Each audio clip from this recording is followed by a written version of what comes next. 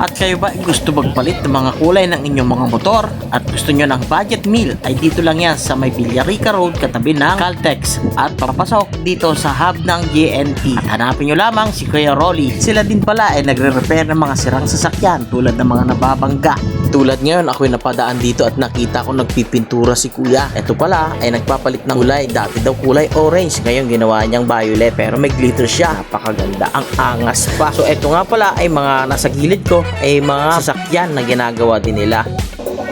At eto na, finished product na, pwede nang kunin ng may-ari.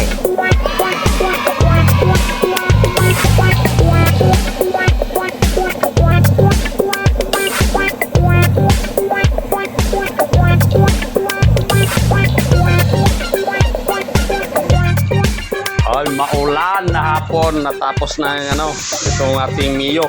Ayan na. Ayan na, naka-clear coat na yan. Yan o. Ayan o. Number. Ayun, dami yun. Ayan na o. Coat na yan.